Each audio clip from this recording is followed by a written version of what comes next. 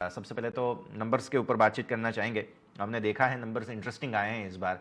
तो सबसे पहले तो चर्चा की शुरुआत, ओपनिंग कमेंट्स आपके। पिछली तिमाही काफ़ी अच्छी रही है, इंटरेस्टिंग रही है, कैसे देख रहे हैं आप इसे? देखिए, पिछली तिमाही को अगर रिजल्ट को अगर हम देखते हैं तो टर्नओवर हमारा बड़ा है कंपेयर टू लास्ट ईयर।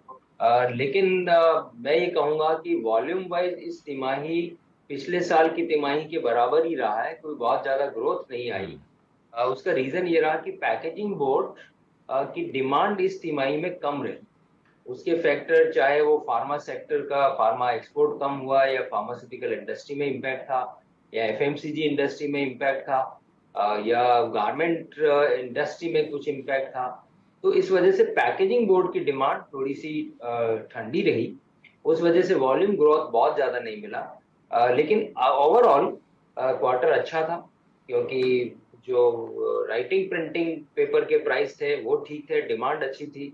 और कुछ इनपुट की जो प्राइसेस थी उसमें कुछ करेक्शन आया, जैसे कोल के दाम कुछ कम हुए कंपेयर टू जो 8-10 महीने से चल रहे थे। तो उसका एडवांटेज हम्म। मिला है।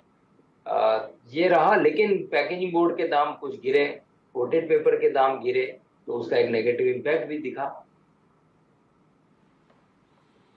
ठीक है सर। इसके अलावा दो चीज़ें हैं। आपने जैसा कि बताया कि ग्लोबल प्राइसेस के सामने थोड़े से प्राइसेस की कमी यहाँ पे देखने मिली है, और साथ ही साथ रॉ मटेरियल का जो इन्फ्लेशन था वो भी थोड़ा कूल ऑफ होता हुआ देखने मिला है। तो इन दोनों का तालमेल करके समझाइए कि अब यहाँ पे हमारे मार्जिन को कैसे देखना चाहिए, क्योंकि तिमाही दर तिमाही देखे तो मार्जिन में और प्रॉफिट में, मुनाफे में थोड़ा सा असर है, लेकिन ईयर ऑन ईयर नंबर्स आपके काफ़ी अच्छे हैं। मतलब एक दो तिमाही की जो असर है उससे आप आगे निकलने की पूरी पूरी कोशिश कर रहे हैं मेहता जी। देखिए, जो शुरुआत के पहला दूसरा और तीसरा तीन जो क्वार्टर थे वो अच्छे थे। काफी हेल्दी प्रॉफिट में भी ग्रोथ थी, वॉल्यूम ग्रोथ थी। क्योंकि हमारी पैकेजिंग बोर्ड की कैपेसिटी का यूटिलाइजेशन 90% प्लस इसी साल में रहा। तो वो एक फैक्टर रहा। लेकिन आने वाले समय में अब मैं कहूंगा कि वॉल्यूम की बहुत बड़ी ग्रोथ तो आ नहीं सकती, क्योंकि नई कैपेसिटी तो अब और नहीं ऐड होगी। कुछ डी बॉटलनेकिंग होगी, कुछ और बेटर यूटिलाइजेशन होगा, तो उससे एक वॉल्यूम की ग्रोथ आएगी। जहां तक मार्जिन का सवाल है, देखिए, जो शुरुआत के तीन क्वार्टर में जो मार्जिन था वो मैंने पहले भी कहा कि ये मार्जिन मेरे को लगता है कि एक्सेप्शनल मार्जिन है। इस लेवल का मार्जिन पेपर इंडस्ट्री ने कभी देखा नहीं, और ये सस्टेनेबल नहीं। एक डिसेंट मार्जिन रहना चाहिए इंडस्ट्री का। और मुझे लगता है कि इंडस्ट्री का margin in the band of 20 to 25%। देखिए, जो अच्छे प्लेयर होंगे वो 25% के ब्रैकेट में रहेंगे, जो नॉर्मल प्लेयर होंगे वो 20-21% पे रहेंगे, और जो कुछ लेगार्ड होंगे वो 18-19% मार्जिन के ऊपर ऑपरेट करेंगे। बट मुझे लगता है कि इंडस्ट्री का बाय एंड लार्ज अगर 20 to 25% मार्जिन रहता है तो एक डिसेंट मार्जिन है। तो उस मतलब इंडस्ट्री को एक्सपेक्ट भी यही करना चाहिए।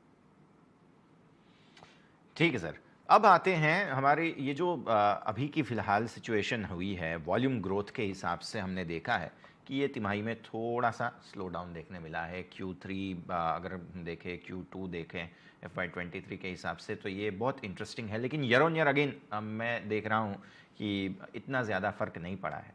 तो वॉल्यूम्स को क्या एक्सपेक्ट कर रहे हैं आप, क्योंकि अब यहाँ से आगे मानसून वगैरह भी रहेगा। चलिए मानते हैं कि हम इसके ऊपर डिपेंड नहीं करता उतना ज़्यादा कुछ डिमांड वगैरह का, लेकिन फिर भी इन्वेंट्रीज वगैरह को थोड़ा बहुत असर होता होगा मानसून वगैरह में। देखिए, ये जो अप्रैल टू जून जो क्वार्टर होता है, ये पर्टिकुलरली थोड़ा सा सबड्यूड क्वार्टर होता है, क्योंकि स्कूल कॉलेज बंद होते हैं, ऑफिसेज में भी छुट्टियां कुछ जी। होती हैं, कोर्ट बंद हो जाते हैं।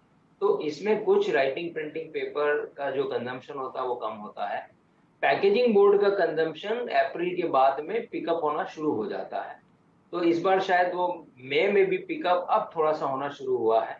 तो गोइंग फॉरवर्ड जुलाई के बाद से तो पेपर इंडस्ट्री के लिए अच्छा पीरियड शुरू होता है। मानसून में एक्चुअली कुछ डिमांड कम नहीं होती पेपर की। मानसून तो शुरू होता है तो स्कूल कॉलेज खुल जाते हैं, कोर्ट खुल जाते हैं। और क्योंकि फार्मा सेक्टर जुलाई से अच्छा चलना शुरू होता है, जैसे ही मानसून आता है बीमारियां बढ़ती हैं, दवाइयों का कंजम्पशन बढ़ जाता है। तो जुलाई से तो पेपर इंडस्ट्री के लिए एक अच्छा पीरियड शुरू होता है। तो मुझे लगता हम्म। है कि going forward year 23-24 paper industry के लिए 6 से 7% की ग्रोथ आनी चाहिए। उसमें भी पैकेजिंग बोर्ड बेटर करेगा, राइटिंग प्रिंटिंग पेपर शायद 3 से 4% ग्रो कर सकता है। तो ओवरऑल 6 से 7% की ग्रोथ रहेगी। उसमें जेके पेपर मुझे लगता है कि इंडस्ट्री से कुछ बेटर करना चाहिए।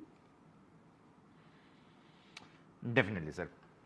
हम देख रहे हैं कि जो खास इनपुट कॉस्ट वगैरह की आपने बात की थी, अब रेवेन्यू पोटेंशियल के बारे में मैं थोड़ा सा समझना चाह रहा था। कैपेसिटी जो है हमारी बोर्ड, खास कैपेसिटी बोर्ड के एक्सपेंशन के लिए आपने देखा था, तो उसको पोटेंशियल कैसे देख रहे हैं? यहाँ से क्या रेवेन्यू पोटेंशियल हमें एक्सपेक्ट करना चाहिए ये एक्सपेंशन के बाद? देखिए, ये एक्सपांशन का भी करीब इस रिजल्ट में भी जी। 90% तो इम्पैक्ट आ गया। अब हम्म। बचा 10% जो अब आने वाले साल में हम कोशिश करेंगे कि आ जाए। तो एक वॉल्यूम तो आएगा कि इस कैपेसिटी का 10%, इसका मतलब करीब करीब 15 से 20 हज़ार टन पैकेजिंग बोर्ड का एडिशनल वॉल्यूम आना चाहिए। और सिरपुर जो यूटिलाइजेशन हम 90% पे थे, वो उसकी जगह अब हम कोशिश करेंगे कि 95 टू 100% यूटिलाइजेशन वहां करें। तो उससे भी 10,000 टन का वॉल्यूम वहां से आ सकता है। तो ऐसा करके 20 से 30,000 टन एडिशनल वॉल्यूम हम कोशिश करेंगे, which will be close to 5% 6% जो अभी का वॉल्यूम है उसके ऊपर हम कोशिश करेंगे कि बढ़े।